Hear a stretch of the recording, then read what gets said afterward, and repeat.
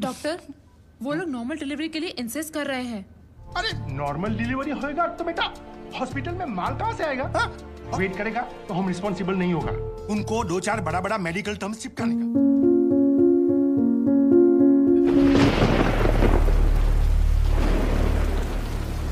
Adegan dimulai dengan seorang pria yang sibuk dengan komputernya. Pria ini bernama asli Aditya yang berprofesi sebagai dosen dan memiliki julukan Gabar. Ia sedang membuat list pejabat pemerintah yang korup dan mengirimkan list itu kepada kelompoknya. Tak lama kemudian, kelompok yang dipimpinnya segera menculik orang-orang yang berada dalam daftar.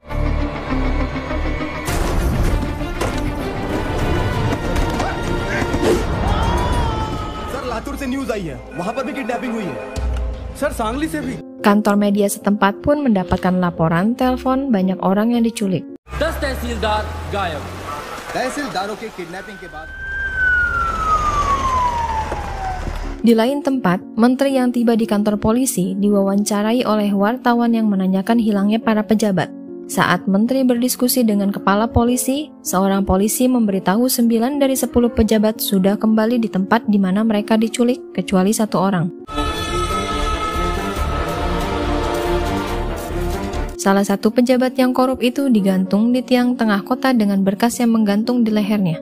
Di dalam berkas tersebut ada rekaman suara Gabar yang mengkritik tentang korupsi yang merajalela dan sudah menjadi kebiasaan di negaranya.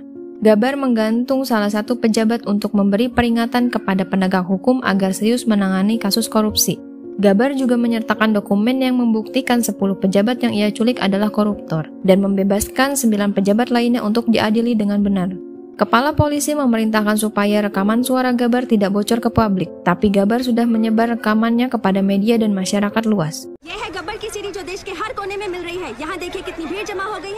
Polisi mencurigai Gabar mempunyai informan orang dalam, karena bukti dokumen yang Gabar berikan sangat detail.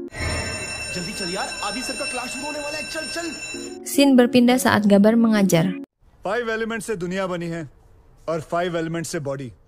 Kampus tempat Gabar mengajar didatangi sekelompok preman karena santer beredar kabar Gabar berasal dari kalangan mahasiswa dan para preman ingin menutup kampus.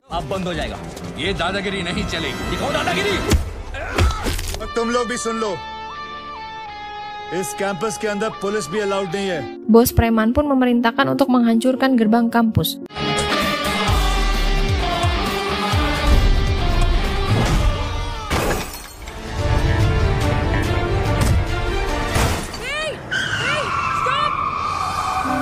Waktu dalam perjalanan pulang, mobil Gabar diberhentikan oleh seorang wanita. Wanita ini bernama Shruti yang seorang pengacara. Shruti meminta tolong pada Gabar untuk membantu membawa seorang wanita yang ingin melahirkan. Dalam perjalanan, Gabar terpesona oleh Shruti karena kebaikan dan kepeduliannya terhadap orang lain. तुम डॉक्टर हो क्या? No, I'm a lawyer, but मैंने Google पे सब रिसर्च किया है. तुम गाड़ी से उतरो. Dikarenakan wanita itu sudah tak tahan, Shruti membantu wanita itu melahirkan di dalam mobil. क्या हुआ तुम्हें? सेंटीमास्टर, चलो हॉस्पिटल जाना. Mereka pun mengantarkan ibu dan bayinya yang baru lahir ke rumah sakit untuk perawatan lebih lanjut. Anyway, everything's okay now. God, bless that man. Saat Shruti ingin berterima kasih, Gabar sudah pergi. Di kantor polisi, ada seorang polisi yang sedang mencuci mobil. Dia adalah Sadhu, sopir salah satu pejabat kepolisian. ये तो ऐसा है, वो तो वैसा है. अगर किसी के पास कोई काम का आइडिया है, तो बोलो. Ketika para pejabat membutuhkan masukan untuk memecahkan kasus Gabar, Sadhu mengangkat tangan. हर ऑफिस में कैसा? अबे साधु की औलाद, तू ड्राइवर है ना? ड्राइवर की तरह रह. सर 1 मिनट के लिए अगर आप मेरी बात सुन लें. बहरा हो गया है, निकल यहाँ से. Teman Sadhu yang merasa iba menghampiri Sadhu. 100 ideas to give my best shot, but bribe wins against talent, so I lost. Sadhu beranggapan dengan memecahkan kasus Gabar, ia akan mendapatkan kenaikan jabatan menjadi inspektur. Saat Gabar berada di luar gedung pengadilan, ia mendapatkan paket dokumen yang berisi bukti kasus korupsi dari anak buahnya. Saat Shruti ingin memarkirkan kendaraannya, ia kehilangan keseimbangan dan tak sengaja menyenggol mobil milik atasannya. जब मैंने टक्कर ही नहीं मारी तो पेमेंट किस बात की? अरे मेरे ड्राइवर ने खुद देखा है अपने। Tiba-tiba Gabar datang dengan memberitahu bahwa Seruti lah yang menyenggol mobilnya. Gabar pun membuktikan di spion motor Seruti ada bekas cat mobil yang ia tabrak. Dengan terpaksa, Seruti mengaku dan membayar ganti rugi. Seruti pun marah, tapi Gabar menjelaskan jika Seruti tidak mengganti, maka sopir tadi yang akan menggantinya, padahal gajinya tidak seberapa. Di tempat terpisah, Sadu sedang menyelidiki kasus Gabar di salah satu kantor pemerintahan, tapi ia diusir oleh pegawai di sana karena memberikan suap. Saat Sadu bertanya pada orang sekitar, ia diberitahu korupsi sudah pensiun dari kantor ini. Setelah itu teman Sadu menelpon dan memberitahu Gabar mengirim rekaman lagi. Gabar mengancam akan menculik seorang pejabat yang paling korup. Setelah pesannya tersebar, semua pejabat yang korup tampak sangat cemas. Salah satu pejabat yang korup didatangi seorang kontraktor yang ingin menyuapnya. Tapi pejabat itu tak mau menerimanya. Bahkan ia mengembalikan uang suap yang sebelumnya ia terima. No sir, it's okay. Kantor polisi pun dihebohkan dengan banyaknya para koruptor yang meminta perlindungan dari Gabar. Karena kepolisian sibuk mengurusi para koruptor yang mendatangi kantor mereka, Gabar dengan leluasa menculik pejabat yang sudah ditargetkan. Lalu kepala polisi memerintahkan anak buahnya untuk menangkap semua koruptor yang mendatangi kantor. Gabar pun menginterogasi koruptor itu. Koruptor itu menyebabkan 4 petani bunuh diri dan ratusan lainnya kesusahan. Karena air sungai yang sebelumnya mengaliri sawah mereka dialihkan ke pabrik gula swasta dan ladang sawah mereka menjadi kering.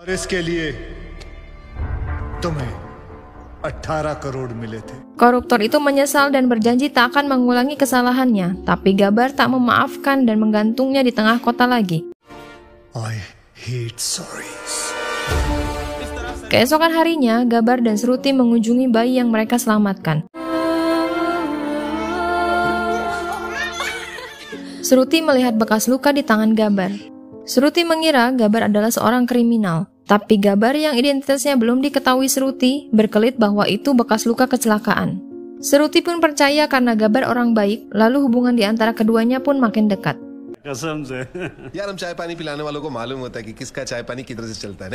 Pada malam hari, Sadu menemui temannya yang seorang pegawai pemerintah. Sadu menanyakan siapa saja orang yang korup di tempatnya. Temannya memberitahu semua koruptor kecuali satu orang. Sadu pun mendapat petunjuk dari tiap-tiap instansi yang ia selidiki, selalu ada satu orang yang jujur. Sadu pun menyimpulkan orang-orang jujur ini adalah informan Gabar yang memberikan bukti-bukti dokumen para koruptor. Singkat cerita, Sadu meminta temannya di kepolisian untuk mencari latar belakang orang-orang yang jujur. Ia menemukan semuanya adalah alumni universitas yang sama, yaitu kampus tempat Gabar mengajar. Did you know that a man's brain is 10% bigger than a woman's brain? Really? Excuse me. Keesokan harinya, Gabar dan Seruti pun berkencan di tempat makan. Ketika mereka beranjak dari tempat itu, Seruti yang fokus pada HP-nya tak menyadari keadaan sekitar dan menyebabkan Seruti terserempet motor. Saat di ruang pemeriksaan, dokter meminta Seruti mengikuti beberapa tes untuk memeriksa lukanya. Seruti pun heran, kenapa ada banyak tes untuk lukanya yang ringan. Dokter, वो लोग normal delivery के लिए insist कर रहे हैं. Di ruangan lain di rumah sakit, Gabar tak sengaja mendengar pembicaraan antara dokter dan suster. Suster memberitahu ada pasien yang bersikeras ingin melahirkan persalinan normal. Tapi menurut oknum dokter tersebut, bagaimana rumah sakit akan mendapatkan uang jika itu persalinan normal? Dokter menyuruh suster mengatakan pada pasien jika persalinan normal itu tidak memungkinkan dan harus menjalani sesar. Jika pasien tetap ingin menunggu, pihak rumah sakit tidak akan bertanggung jawab jika terjadi apa-apa. Dan bila perlu, takut-takuti pasien dengan istilah medis. Setelah Seruti membayar tagihan rumah sakit, pria di belakang Seruti terlihat sedang melunasi tagihan untuk istrinya. Pria itu dan anaknya berada di rumah sakit dari semalam. Mengapa pihak rumah sakit tidak memberitahunya? Namun pegawai itu berdalih, jika pihak rumah sakit memberitahukan istrinya sudah meninggal sebelum pria itu melunasi tagihan, pria itu akan pergi tanpa melunasi tagihan. Gabar yang berada di sana dan melihat itu pun menjadi sangat kesal. ये एक हॉस्पिटल है. Please don't create a nuisance. Shut up! Saat Gabar dan Seruti ingin pergi dari rumah sakit, Gabar menyuruh Seruti pulang duluan karena Gabar ada urusan yang harus diselesaikan. Gabar pergi ke rumah sakit negeri di sebelah dan ia menemukan sebuah keluarga sederhana yang baru saja kehilangan kepala keluarganya. Gabar pun mendapatkan ide. Ia mengajak keluarga itu kerjasama untuk memberikan pelajaran pada rumah sakit swasta di sebelah.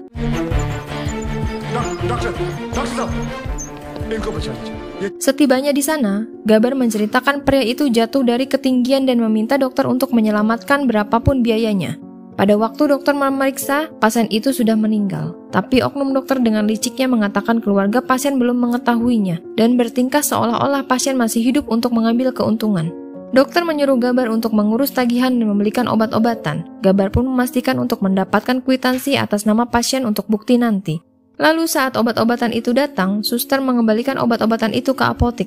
Oknum dokter masih berakting seolah-olah pasien masih hidup dan memberitahu Gabar harus memanggil ahli bedah saraf karena pasien mengalami pendarahan hebat. Karena tubuh pasien mulai membusuk, mereka pun mengakhiri sandiwara kebohongan itu. Dokter Sahab, I am sorry. Patient is no more. Tapi Gabar memohon untuk terus berusaha. Dokter pun bingung. Pasien sudah meninggal, bagaimana bisa diobati? Gabar menunjukkan sertifikat kematian dari rumah sakit negeri di sebelah, bahwa pasien tersebut sudah meninggal sebelumnya. Yes, hospital ka death certificate hai, samjhe? Gabar pun meminta ganti rugi 500 juta rupiah untuk keluarga pasien. Out. Gabar menemui pemilik rumah sakit itu dan meminta uang tutup mulut, tapi orang itu malah menyuruh anak buahnya untuk menghajar Gabar. Akhirnya Gabar berhasil memberikan cek itu kepada keluarga pasien. Na ki un logon ko lootna. Shame on you. Walau sudah menerima uang tutup mulut, Gabar tetap menyebarkan bukti kebobrokan rumah sakit itu dan membuat masyarakat marah. Pemilik rumah sakit yang dihalau mobilnya oleh masyarakat naik pitam. Ia mengambil senjata dan menodongkannya.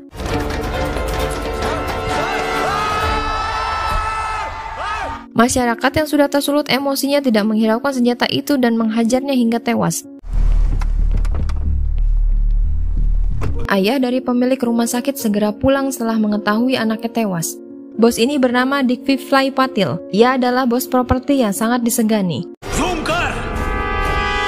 Waktu Patil mengecek CCTV rumah sakit, ia kaget saat melihat Gabar. Patil merasa sudah membunuh Gabar 5 tahun lalu dengan tangannya sendiri.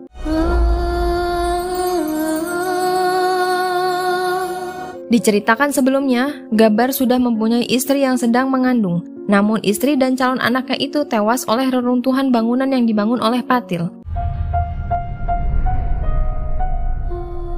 Saat Patil berdiskusi dengan pejabat korup yang meloloskan izin bangunannya, Patil diberitahu bangunannya berdiri di atas tanah timbunan yang tidak bertahan lama. Namun karena suap yang diberikan Patil, mereka tetap mengizinkannya. Para koruptor memberitahu ada seseorang yang melakukan investigasi dan mengumpulkan bukti untuk melawan mereka. Orang itu adalah Gabar. Ia ingin menuntut keadilan untuk istri dan calon anaknya yang tewas. Tapi Patil menyuruh Gabar untuk memaafkan karena kejadian itu adalah musibah. Sorry sir. अब ठीक है. अरे? Patil juga menawarkan uang ganti rugi. नई बीवी लाओ. अभी जवान हो तो बच्चे भी हो जाएंगे. Patil meminta maaf dan memohon pada Gabar untuk mengampuninya dan berjanji akan berubah. Gabar yang merasa iba pun melepaskannya. Tapi tiba-tiba Patil yang meyakini Gabar sudah tewas membuang Gabar di pinggir jalan. Gabar diselamatkan sekelompok mahasiswa kedokteran yang tak sengaja lewat. Saat Gabar sudah sembuh dan berinteraksi dengan para mahasiswa itu, Gabar merasa cocok dengan mereka. Karena sejalan dengan pemikirannya, mereka lalu membuat kelompok untuk membasmi para koruptor yang menyengsarakan rakyat.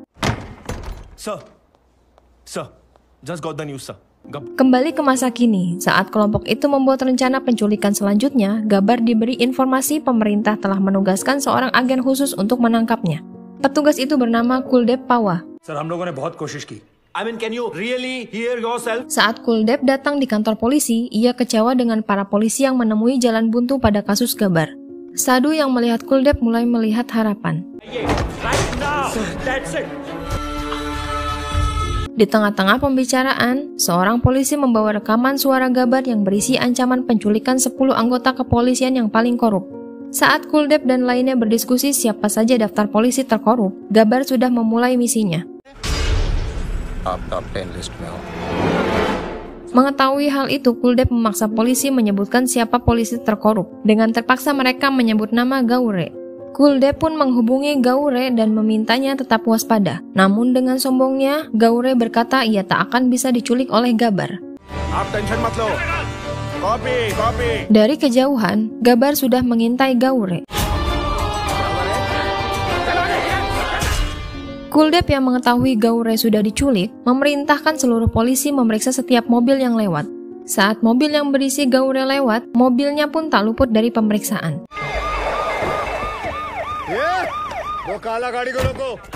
Saat polisi ingin memeriksa, tiba-tiba Gabar datang dengan menyamar sebagai pejabat kepolisian dan berpura-pura mengecek peti itu.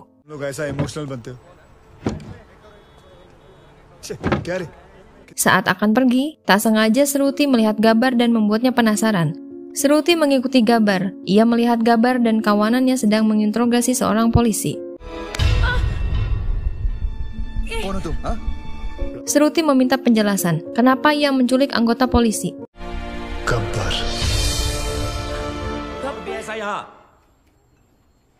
Anyone? Kuldep yang frustasi menanyakan apa ada di antara polisi yang mempunyai sebuah petunjuk. Saldu pun memberanikan diri dan mulai memberitahukan pada Kuldep tentang investigasinya. So you will never be able to catch Gabbar now. Firangi, chup kar, warna dismiss kar. Constable, Puas akan investigasi Sadu, Kuldep mengajaknya menangkap mahasiswa yang terlibat dalam kelompok Gabar yang sudah Sadu masukkan daftar. Satu persatu para mahasiswa pun ditangkap tanpa perlawanan. Namun seluruh mahasiswa bungkam tidak mau memberikan info apapun. Sadu memberi masukan, untuk menangkap Gabar, mereka harus berpikir seperti dia. Beberapa hari yang lalu, Patil membunuh salah satu pejabat yang tidak mau menerima suap. Sadu menduga Gabar pasti akan menculik Patil untuk membalaskan dendam. Kuldep yang mendengarkan penjelasan Sadu yang masuk akal, memerintahkan polisi untuk mengawasi Patil. Mengetahui besok Patil akan merayakan hari ulang tahunnya, Kuldep segera mengatur strategi agar tidak kecolongan lagi.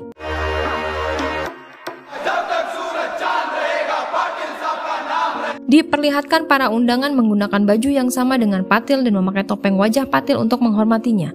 Saat Patil akan berpidato di atas panggung, Patil melihat Gabar berada di tengah-tengah tamu undangan. Karena Gabar menyamar sebagai tamu undangan, anak buah Patil dan polisi jadi susah menangkapnya. Tiba-tiba Gabar sudah berada di samping Patil dan menculiknya. Polisi yang memeriksa seluruh mobil pun tidak menemukannya.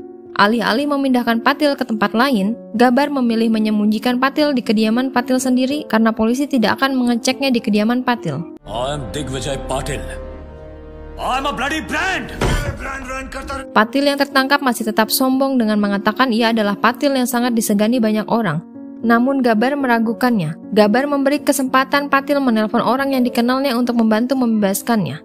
Patil mencoba menghubungi koleganya, kepolisian hingga menteri, tapi semuanya tidak mau membantu karena takut oleh Gabar. Ek brand hai.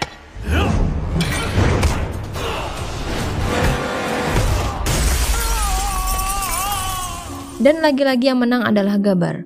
Patil yang menyadari dirinya terdesak, kembali meminta maaf pada Gabar.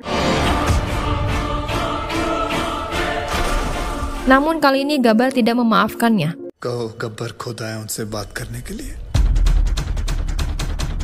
Setelah membunuh Patil, Gabar yang merasa misinya telah berhasil memberantas korupsi hingga akarnya, pergi ke kantor polisi untuk menyerahkan diri.